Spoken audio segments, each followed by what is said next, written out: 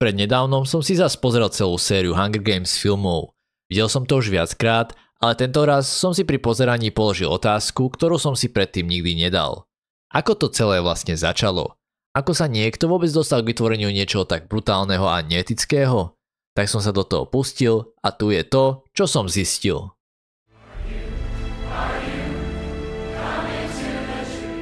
Po kolapse moderného sveta vznikol nový štát, Panem. Kapitol, hlavné mesto Panemu, tvrdilo, že ide o nový začiatok. Ale v skutočnosti to bol len systém, ktorý stál na jednom jedinom pravidle: poslúchaj alebo neprežiješ. Zatiaľ čo v kapitole prekvitala technológia, móda a moc, ostatné kraje žili v tichu a chudobe. Ľudia tam pracovali celý život a mali z toho len toľko, aby prežili ďalší deň. Každý kraj mal pridelenú rolu. Niekde sa dolovalo uhlie, inde sa pestovalo obilie, vyrábala sa elektrina alebo zbrane. Ale nech to bolo čokoľvek, všetko končilo v kapitole a späť sa vracalo len to absolútne najnutnejšie, ak vôbec niečo. Kapitolou sa to podarilo udržať pod kontrolou cez tzv. Mierotvorcov, čo neboli ani tak ochrancovia poriadku, ale skôr armáda, ktorá mala kraje držať na úzde. Boli všade a ich úloha nebola chrániť, ale skôr zastrašovať. Ich prítomnosť neznamenala bezpečie, ale neustály strach. Ale aj v tých najťažších podmienkach si ľudia našli spôsob, ako sa nevzdať.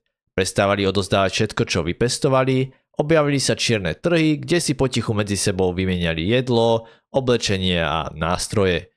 Ľudia chodili loviť do zakázaných lesov, vyrábali si vlastné zbrane. Boli to síce drobnosti, ale dokopy to tvorilo trhliny v systéme, ktorý mal byť vraj dokonalý. A tie trhliny sa začali rozširovať. Ľudia začali chápať, že ak čakajú, že sa niečo zmení samo od seba, tak sa nedočkajú a že život strachu nie je skutočný život. Ak má prísť zmena, musia ju spraviť oni sami. Kapitolu sa síce darilo kontrolovať veci ako prácu a zásoby, ale ich vôľu kontrolovať nedokázal a tá sa pomaly začala meniť navzdor.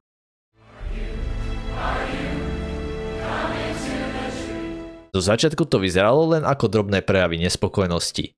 Niektoré kraje si začali nechávať čas úrody, ktorú mali povinne odozdať kapitolu, no postupne sa objavili aj sabotáže. Niektoré zasobovacie vlaky nedorazili do cieľa, niektoré sklady začali horieť a boli prípady, keď sa dokonca mierotvorcovia z kontrol jednoducho nevrátili. Lenže tieto izolované incidenty sa rýchlo začali šíriť. Ľudia sa prestali báť a odpor naberal na sile. Kraje sa začali búriť jeden po druhom a vznikali miestne skupiny odporu, ktoré sa rozhodli postaviť kapitolu so všetkým, čo mali po ruke. Každý kraj využíval svoje silné stránky, ako napríklad tretí kraj, ktorý mal technologické know-how, takže vyrábal výbušniny, rušičky signálu a iné zariadenia. Alebo 7. kraj, ktorý zas poznal svoje miestne územie a lesy, takže prešiel na partizánsku taktiku a každý ďalší kraj sa zapájal podľa svojich schopností.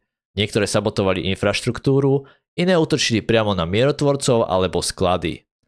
Z obyčajných ľudí sa stali vojaci, nie preto, že by chceli bojovať, ale preto, že už nemali na výber. Žili v chudobe, v strachu a bez nádeje. A keď už nemáš čo stratiť, začneš bojovať. Časom sa z týchto menších konfliktov stala otvorená vojna. Občianska vojna. A tá trvala celé roky. Kapitol začal strácať kontrolu a vyzeralo to, že sa režim zrúti. Na chvíľu to fakt vyzeralo, že povstalci zvíťazia. Ale potom prišiel zlom. Tretí kraj bol zničený, 4. kraj po ťažkých strátach kapituloval a 13. kraj, ktorý bol hlavou celého odboja, údajne kapitol zničil jadrovým útokom, aj keď teraz už vieme, že to pravda nebola. Mali medzi sebou dohodu, že pokiaľ sa 13. kraj stiahne a utají, že sú v poriadku, kapitol na nich prestane útočiť. No oficiálne vyhlásenie hovorilo jasne, žiadne milosrdenstvo. Bola to výstraha pre všetky kraje. A výstraha aj zabrala.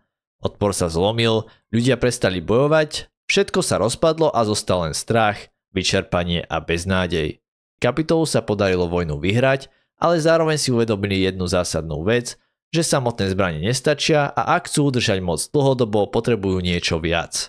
Niečo, čo kraje každoročne poníži, pripomenie im, že kapitol rozhoduje, kto bude žiť a kto zomrie. Symbol trestu, straty a kontroly.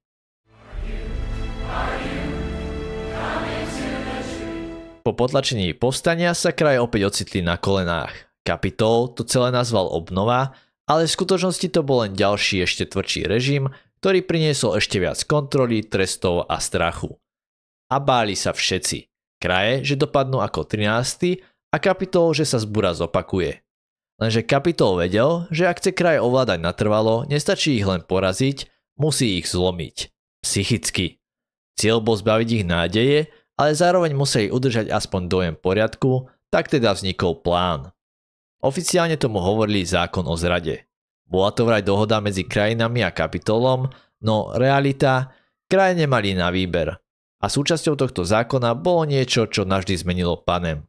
Každý rok z každého kraja boli zvolení jeden chlapec a jedno dievča vo veku 12 až 18 rokov, vybraní, aby vstúpili do arény a bojovali na život a na smrť s tým, že víťaz mohol byť len jeden.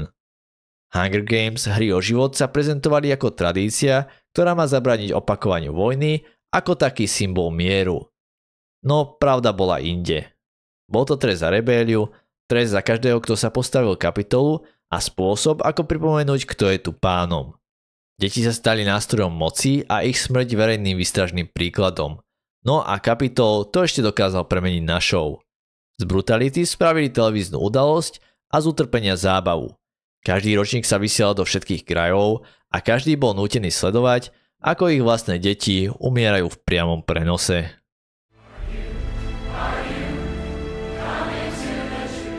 Prvých 10 ročníkov Hunger Games bolo ešte ďaleko od veľkolepej show, ktorou sa neskôr stali.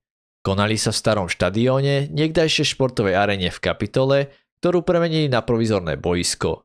Neboli tu žiadne obrazovky, žiadne prepichové kulisy, ani vysoká technológia, len betón, špina a ticho. Pácom dali do rúk jednoduché zbrane, no to bolo všetko. Žiadne jedlo, žiadna voda, žiadne zásoby.